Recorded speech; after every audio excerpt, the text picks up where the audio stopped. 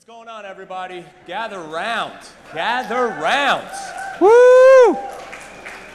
You have made it to the innovation stage. I don't know if you guys know that, but real estate is changing, and it's changing abruptly. And the real deal is here to tell you about some of those changes in a very, very specific niche, because there is so much out there as well. And I could plug my podcast if you wanted to, but I'm not going to. We are here for these two guys here, and I am with Omer Granot and Mike Rossi of Elegran Real Estate, and Omer is at Localize. Let's bring them on. Tell them, make them feel. Woo! Thank you.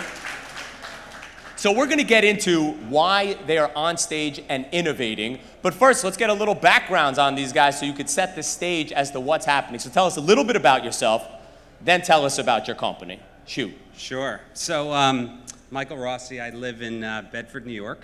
I've been in real estate since '05. I started Elegran in 2008 with the real intention to disrupt the industry. Fast forward to today, I think we're actually doing it. So it's been amazing. And what I love about this stage is I think here you'll hear about the future, and downstairs you'll hear about the historical deals and the history of the industry. So welcome, guys. You know, I think that's a great point, and something that's super fascinating. You've got real estate, and when you look at it, the adoption life cycle, real estate is a laggard, right? You've got the people that are the innovators, and he's gonna talk. You got early adopters, that's what you're saying, late adopters, and most real estate are laggards. They're also always talking about NOI and ROI. It's about show me and prove that these technologies can get me paid. And then you've got Omer, right? He's stating to you, we have found a problem and we're looking to solve it. But can you prove yet that it's going to increase ROI? And what we're seeing today is it's starting to be proven. So if you aren't up here and paying attention, you will be left behind. Omer, break it down. Tell us what's up. I feel like so much energy around me. I'm behind. That's why we have you, though. You'll bring it down for us, bro. Bring it down. So great to meet everyone. My name is Omer, CEO at Localize. From Israel and New York, as you can hear by my slight accent. Past Navy, submarines, mobility, startups, and most recently Localize. And yeah, excited to be here with you guys. I don't know about you guys personally, but I don't usually meet submarine captains. He was number 2 on a submarine. Just want to tell you a little bit about some of the incredible people that are actually changing the game. He also was into physics when I was into beer. And he was also went to MIT, and now we get to have him on stage. So you have an incredible entrepreneur in the most difficult city in America, and you have a submarine captain, MIT grad here. So we got bringing you the fire here at Real Deal. So why are two disparate industries, real estate, brokerage, and technology here today? How did you two link up, and why? Sure. So we're, as an independent firm in the city, historically without a brand. Now we partnered with Forbes. But historically, it was about how we provided an edge to our agents. How do we break into the luxury end of the market? You know, how do we provide our agents with more than the traditional top 4 brokerage firms? And about 2 years ago, Omer and I met, and we said, hey, how do we work together, you know, and how do we integrate what Localize is doing now, even before the product was fully developed? And you know, fast forward to now, our agents are enjoying an experience of having an AI platform fully integrated with our systems. You know, they're spending less time generating more money, and that's really what it's about, because time is our ultimate variable. Well, I think that that's fascinating, but Omer, explain what he just said. How are you actually doing an integration with an old model?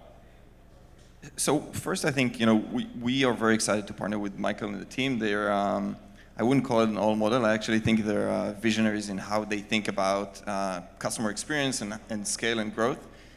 We launched Localize a year and a half ago, sort of coming into this industry, looking at this massive business, residential real estate, and it's a tough business, right? Each and every one of you has to sort of do a little bit of everything. And the reality is that if you look at this business as a whole, it's just extremely inefficient, right? The conversion between a person that you touch and someone who actually transacts with you is low single digit, right? It's like 1 to 3%.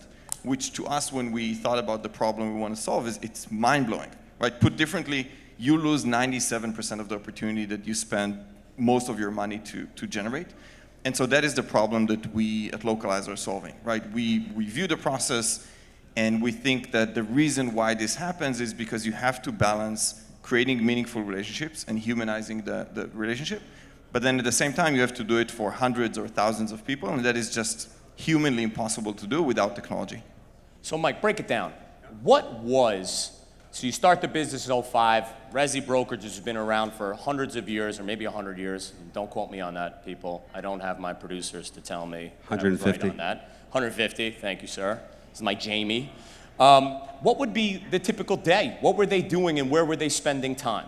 Sure. So I think it starts, I'd like to engage the audience real quick. So how many of you are in residential real estate brokerage in this audience? And quick show of hands, how many of you, when you have a listing, put all of your leads that you generate during that listing open house into a CRM and database on a regular basis? So we just eliminated half the room. So after you put your leads in that database, how many of you, if you don't speak to that person in a year, will continually follow up with that person?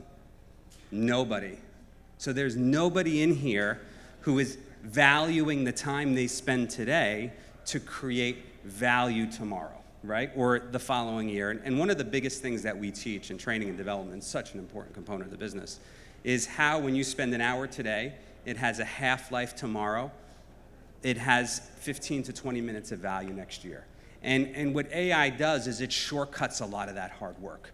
And so in our relationship with Localize, we said, hey, the top of the funnel is where we're losing most of our ingredients. And our ingredients to generate opportunities are the relationships we have and the time we spend today, right? And the money associated with that time.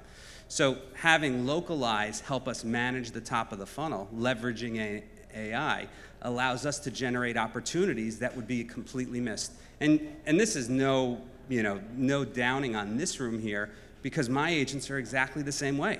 They were not following up with a real cadence to generate those opportunities. And I can tell you multiple stories about deals that we've done in the last couple of years since we've met Localize that we would never have transacted upon, and that turns into relationships and referrals. All right, so let's back it up. You're saying, Omer, the broker is an entrepreneur. And I believe that this example is analogous to most of our industries, regardless if it's just brokerage. So we should pay attention, and we can probably apply it to the mortgage industry and other industries that are in this cottage real estate space. So you said to me, they're responsible for sales, they're responsible for marketing, they're responsible for accounting, there is an infrastructure, but each day they're responsible for all of these different components, which is the one thing that isn't, which is making a deal, right? And you said to me, that's what you were attacking, right? So how are you attacking that? What is the stuff that you're doing to attack this problem of making that agent efficient? So, we look at the future, and fundamentally, very high level, we see a future where if you, as a human agent, right, if you do not lean into technology, you will be left behind. And the future that we are building is one where you can focus on where humans actually excel. So like you said, you as professionals need to focus on the relationship. You need to focus on the hand-holding at the end of the process, on building trust, on making it easier for people to pull the trigger, to make the decision, to make the transaction. But in reality, you have to deal with sending recommendations, asking questions, profiling questions. What are people looking for? What's their budget, timeline, preferences? You need to send contextualized recommendations. You need to see how they engage, right? Technology today is able to do that in a way that humans are just, they just can't do. And so to break it down, when we partner with Michael, for example, and we plug into the leads, the opportunities that they create with their agents, what we do is our system starts to engage with each and every one of those buyers. And it does what a human agent would do if they had unlimited time, right? We send recommendations, we ask questions, we measure how buyers engage with our recommendations. Do they open the message? Do they not? Do they respond actively? Do they spend more time looking at the images of the kitchen or the bathroom or the living room, right? And based on what really is interesting to them, we choose the next recommendation, we tweak it, we package the same listing in a different way to sort of maximize the likelihood that someone will engage, right? We do that constantly. We don't get tired, to Michael's point, after a week, 2 weeks, 2 months, or 9 months, right? We will continue to engage. And when that buyer gets to a point where they're ready, right? They raise their hands, they say, I like this property, I want to go see it, and they can say it in many ways. Then we loop back the agent, we give them a quick brief, we get them up to speed so that they can hit the ground running, and we hand it off. And we say, okay, now go focus on where humans are excellent, will always be better than technology. So I think that that's super interesting and fascinating. I think first and foremost, we only have a certain amount of time in each day, and imagine that your time is in the moment where action is actually happening, where you can actually make that deal. So what are some of the examples that he was saying? And then I'll have Mike tell us real world stories as to where this worked. You were supposed to first put it into your CRM funnel, right? That means you got to literally sit there and type it in. He's asking for that input. You still have that responsibility. But from that moment, he's hitting up all the people in that CRM, constantly building rapport with them, and it's not your time. You don't have to do it. And when you, based on data analytics, a feedback loop, is it A, is it B, is it a window, is it a kitchen, you're then saying you're recommending the listings, you have the data set, and then you're throwing the listings back at that consumer, nothing to do yet with the human interface. Yes, and I'll just even to push that a step forward, I think what Michael and his team did, and they're really innovative in the sense that they think 2 steps ahead, is that every friction in that process creates an opportunity to basically give up, to not do the work. And so, for example, with Elegran, we have programmatic integration, right? Every lead that comes into our system automatically flows to our system. There is no double typing. You don't need to add those leads. Data flows back and forth between the 2 systems, and so really we complement, right? The entire idea of what we build is we amplify the agents, right? We're not replacing them in any way. We amplify them in places that we can, and we allow them to focus on again, where they can excel.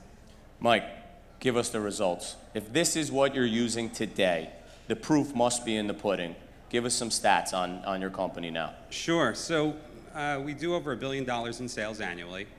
And last week, we have a listing at the Plaza. And that listing sold off market before it ever even came to the market. And what we had done is we had curated a list of potential buyers.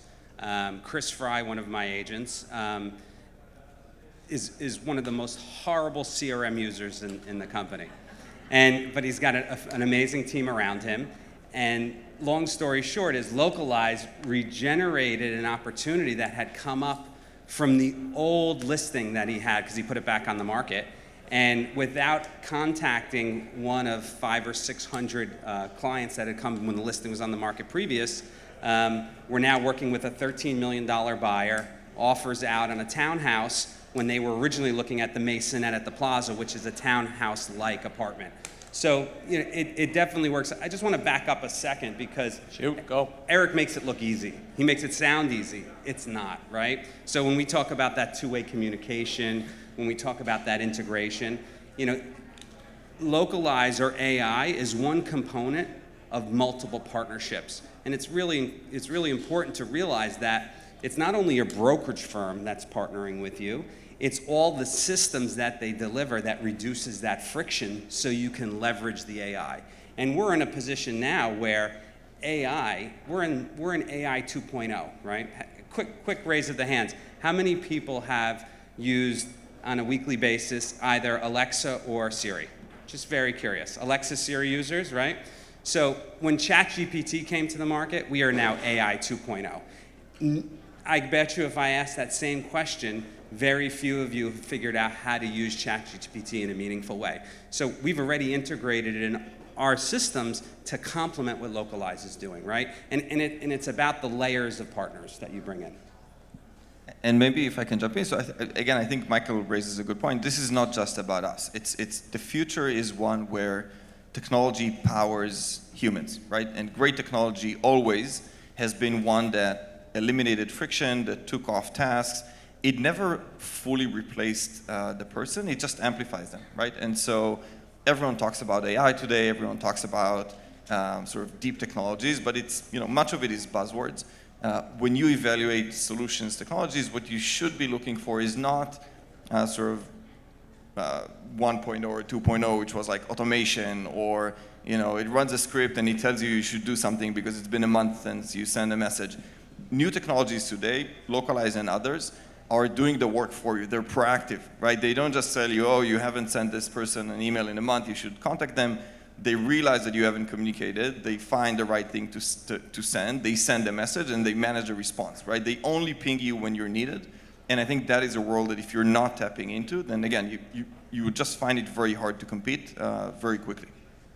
Let's have a quick comment, and then I'd like to ask just about that integration. So first is, based on iBuying and power buying today, what dollar value do you think that someone will transact with ever interfacing with a human? Anyone can, how much do you think people are willing to transact with no human involved? 250,000, okay? So no one's getting replaced here. This is straight up how we are empowering you to be in the moment that you can do what you do best, which is we need trustworthy and credibility, which is expertise and trustworthiness, which is what they're building, right? So this is not a replacement. This is getting like on every amount of growth hormone and everything you could do to be a superhuman. So I got a question for you then. Something that we find a lot in technology as well as in this sort of laggard space of real estate is this fear of integration. How was it, and what was that experience with bringing on Localize when it was a brand new firm? You had no idea if the bugs were in there, and you still took that risk. So what was it like? What was that experience? Because I think a lot of people stopping what they're doing with their CRM or making their calls or however they're operating have a huge amount of fear. What was that like? Yeah, so I mean, today's marketplace has transitioned the way we deliver an experience to our agents, period, end of story. So when I first met Omer, it was really about how do we leverage this tool effectively to increase our ROI. It then kicked off a rabbit hole of, are our systems ready and prepared to integrate with the future of what we need to deliver to our agents, ultimately to give you back more time, right? So when an agent learns to value their time in a way that's respectful to their community, it allows you guys to actually take control of your business. And that's the fundamentals of everything that we do. So $2 million later, we ripped out everything that we had been doing historically from a technology foundation. We kept components of it. And to reduce that friction, to reduce that latency, we rebuilt the core of our tech to make sure that we're prepared to integrate with the future.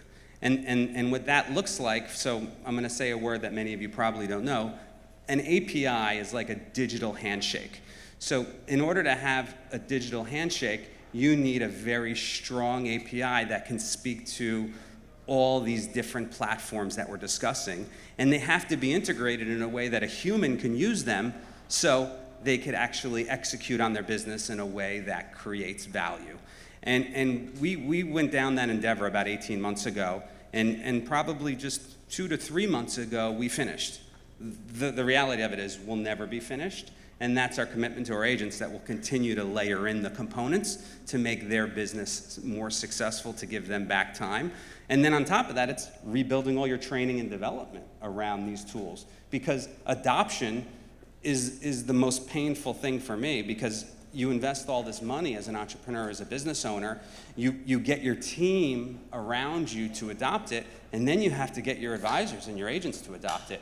And that's done by being human with them and coming behind them and patting them on the back and saying, hey, this is built for you, this is how you need to use it, and this is why. And that's the component that's the most difficult thing to grasp, is teaching the advisor why they need to use it without taking away that human component. Sounds like your strategy was more like Wellington. If they turned around and started running back, you'd stab them to get back to the front line. So it sounds. I wish it was that easy. So it sounds to me that you're like, there might have been friction, but it was irrelevant. And I think the audience should know, because he hit on a really important concept. Behind all of these technologies, they're not speaking the same language as sort of what you saw sort of in Tech 1.0. They don't communicate within each other. You should find out about that concept, because that is changing the way we design buildings, the way we sell real estate, and the way we're going to operate in the future. That seamless gateway and the ability to plug into each other so that it becomes a more robust system. Omer, now I know, what did you think When you looked at the industry and said, this is going to be difficult in order to sell, how did you make it frictionless so that you could easily and seamlessly integrate with old systems? So first, I'd say we're still learning, I guess, and we're still tweaking the system. Over the last year, we've scaled dramatically. So we now work with hundreds of customers, lots of hundreds of agents powered by our technology. And again, the key focus was always focus on the agent, right? If you as an agent feel that you are meaningfully engaging 100% of everyone you know, great, you don't need us. But if you're not, then you could be powered by a solution like Localize. And so our focus has been to minimize friction, right? To make it easy to plug into our system, to make sure that the pricing model is such that the incentives are aligned, right? You don't pay a lot in advance, you sign up, you get access to the technology, you can start to work with it. And then as we generate value, you see it and it's easier to commit and really lean in. Lastly, we work very closely with our partners. So Michael and his team and everyone who work with us, there's an open line of communication. Everything that they find tough or difficult, we try and tweak, we try and solve, we try and make it easier such that our system is in the background. You don't really think about it, you don't need to manage it, you don't need to actively sort of spend mental energy on it. It works on your behalf, and you see the result over time. And you're getting them hooked. Getting them hooked at that low number and then jamming up. I like that business model as well. We solve a real problem. I think now that we've been working for a year and a half, and we have partners who work with us for a long time, it's not hooked in the sense that we sort of we trick people into like using the system and then they can't leave. People can leave. We don't hold anyone hostage in our system. You can leave. You can take everything that we've generated. All of the data is yours. The leads are yours. There's full transparency to everything our AI does. It's not around keeping people hooked. It's around making sure we actually deliver value. And now, after a year and a half, we have the data to show it. People who are powered by Localize make more money than what they would have done without being powered by Localize. I was just messing with you. I have a podcast where I get to interview technologists all the time at the leading edge of prop tech and contech, and I only like bringing on people that are making real moves, right? The whole premise of the venture was if you're actually changing the game, and that's why we had you on. So I was just messing with you. Whatever the money is, you should be paying him. So next question, and then we can open it up if you guys have some questions. And he's negotiable.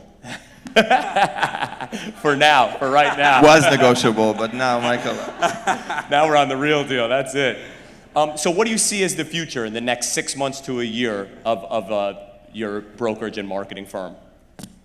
Sure, so I'd like to compliment on something that you said about Omer. So in working with Omer and his team, the learning has not been one way. And there's actually, I'm going to just clarify the negotiability. So there's never been a hooked feeling. He's actually been such a great partner. And what he did is he made us realize several things. And one of the biggest things that Omer said a few minutes ago is focusing on the agent, right? So all of this technology is useless if it's not focused around your daily life and your workflow, right? And if we're not training and developing the user of this technology, and technology is one component. It's about all of the above, right? So I'd say technology is 20 to 25% today. I would apply the 80-20 rule. So to mention, to answer your question about the future, I think today, we're in AI 2.0. ChatGPT kicked it off. I read an interesting stat the other day where pre-ChatGPT, and I think you'll hear this a lot in the future, pre-ChatGPT, the market cap of the AI space was $100 billion, right? Post-ChatGPT, the market cap, and this is within the last 6 months, the market cap is $200 billion. Just to put that in context, it's really not a lot of money, right? When you look at the market cap of Google and you look at all of the players in the space, our market cap in the resi brokerage world is $20 billion in Manhattan and Manhattan only, right? So that just kind of puts it all in context of where we are. But I think if you look in a post-ChatGPT world, it was the Alexa, it was the Siri, it was, performing small tasks, it was providing you with information. Today, we're learning how to interact with AI, and even using AI, I think, is a disservice because it's a part of our life now, right? So you could either embrace it and frame the way you think about it, you know, and say, hey, AI is now my partner, right? What other partners do I have? Is my brokerage company my partner? You know, is AI my partner? You know, I can tell you for certain, as I kind of describe the mission of what we do, you know, it's really to bring the right partnerships to the table to reduce friction, give you back your time, right? And ultimately differentiate you in the marketplace. So the future of AI is today I'd say that if you use AI well, it could save you 20 to 30% of your time, right? And why is that important for us? Because we all know that hundreds of millions of dollars, if not billions of dollars, have come into this market to disrupt our business model. You know, to Eric's point, that's not happening, right? Especially not in Manhattan. Maybe these lockbox markets where you have $200,000 to $400,000 inventory dominating the marketplace. The reality of it is that I would apply the 80-20 rule. So 7 years from now, 80% of your business should be done with AI or systems, so you can build the relationship across 20% of you, across a bigger network using 20% of your time, right? And are using 100% of your time, but 80% of the work is done. And what that looks like is, you know, you guys have Facebook, Instagram, TikTok, all types of different social media. You know, I have 3,000 people on my LinkedIn, right? How am I going to ever communicate with 3,000 people and stay in touch with them? It's just not possible. You know, by the time in 10 years from now, you'll probably have 5,000 to 7,000 if you have 2,000 today. So how do you cull that audience? How do you communicate with them effectively? How do you provide opportunities for you as a business owner, because everyone in here who's an independent contractor is a business owner, and choosing who you partner with is going to be so important, and framing the way that you treat those partnerships is even more important. The reality of it is that 80% of the work should be done by some sort of technology, and I firmly believe that at that time, our commissions will probably be 2 or 3% total on a residential real estate transaction. So you have to embrace it now. I hear you, Omer. What do you think? What's the future of resi brokerage? So, you know, when we started, I think the biggest challenge for us is always, it wasn't technology, it wasn't pricing or the product not working, it was actually ego. I hope I'm not offending anyone. It's sort of the thought, it's the thought that you could do it better on your own, and the reality is that you can't. So let me be blunt, and I'm going to put my Israeli hat for a second. You can't do everything better.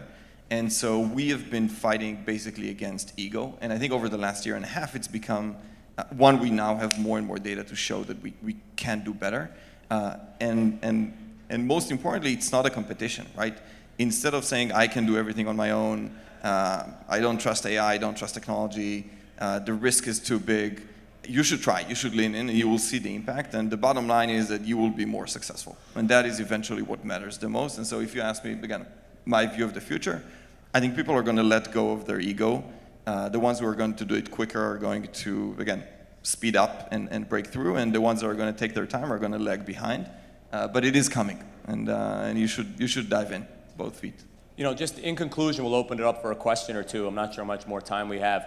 No one said, and I feel like this was something that I always perceived, that technology had to be this complex, amorphous thing that was happening. What's the solution he provided? He goes, you have 1,000 people, we're going to communicate with them every day and bring them down the funnel so that the moment that they're thinking about buying or selling or renting or whatever they want to transact in real estate, they have you top of mind. Like, what could be better than that? That is the solution provided. It's not some robot coming in and having that interaction, right? And it's something that we try to do each and every day. So it's just sometimes the simplest solutions that have the greatest impact. And I certainly think they're going to impact multiple businesses, not just the brokerage business. So before we exit, anyone have questions, whether they're complex or simple, for anyone on stage? I mean, this is your moment.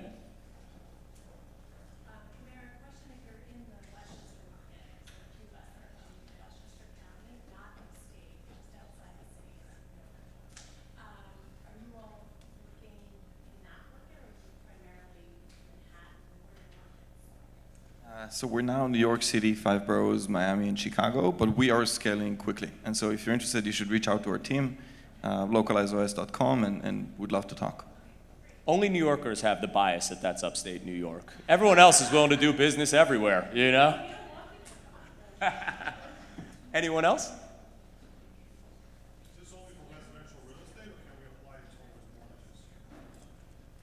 sorry, I didn't hear, Is towards. it resi real estate, or can you apply it towards mortgages? So I think what we've done is we have built a system that allows allows the broker to meaningfully engage an unlimited number of people. We currently focus on residential, but we are exploring, and we already did a few sort of first steps in introduction of additional services. And so yes, if mortgages is definitely one of those first steps. All right, I mean, it's been a half hour. Oh, sure, shoot. Mike, do you think that Elegran is head and handlers more successful marrying technology to residential real estate than other big firms here in New York City? Sure. So the question was, am I head and shoulders above other real estate firms from a technology perspective? Again, I think technology is 25% of it. I made a decision to rip out all of our proprietary technology about 18 months ago. And that's been a game changer because I brought in new partners and introduced them to our market. And now our technology evolves on its own without taking away our team's time from having to troubleshoot and fix that. So that's been a game changer. I've also learned from my peers how important media is.